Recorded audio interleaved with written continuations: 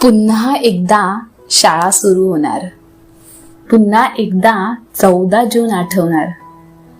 पुन्हा एकदा पहिल्या पावसाने भिजलेल्या मातीचा तो ओळखीचा सुगंध मनभर दळवळणार. आठवतात का तुम्हाला शाळेचे ते दिवस? 14 जून नंतरचे ते गजबजलेले सकाळचे क्षण. मुलांचा तो सफेद शर्ट आणि खाकी पॅन्ट, मुलींच्या 2 निळसर वेण्या, लाल रिबिनी आणि पांढरा शर्ट आणि निळा पेटिकोट, केसांना भरपूर तेल लावून भांग अगदी सरळ पाडून आईने तयार केलेला तो चेहरा. वर्षानुवर्ष तोच ड्रेस, पण प्रत्येक वर्षी तो नवीनच वाटायचा, नाही का? बाहेर मुसळधार पाऊस कोसळत असायचा आणि हातात छत्री किंवा अंगावर रेनकोट असायचा.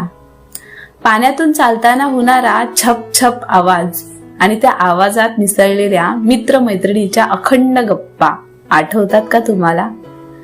यंदा आपले वर्गशिक्षक कोण असतील? सोनावणे मॅडम नकोत रे बाबा, कानिटकर सर हवेत. वाघ सरांचा तर रुबाबच भारी. गणिताला शेवाळे मॅडमच पाहिजेत.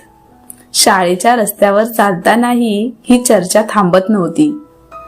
शाळेत पोचलो की वर्गाबाहेर चपला काढून पहिल्यांदा कोणता बाक मिळवायचा याची धावपळ सुरू व्हायची. तू माझ्या बाजूला बस. हा नाही, आज मी इथे बसणार. आपली जागा बदलणार आहे हे माहित होतं, पण तरीही पहिल्या दिवशी आवडत्या मित्राला शेजारी बसवण्याचा हट्ट काही सुटत नव्हता. आणि मग ज्या शिक्षकांना आपण आवडत नव्हतो तेच वर्ग शिक्षक म्हणून आत आले की सगळ्यांचे चेहरे एका क्षणात पडायचे.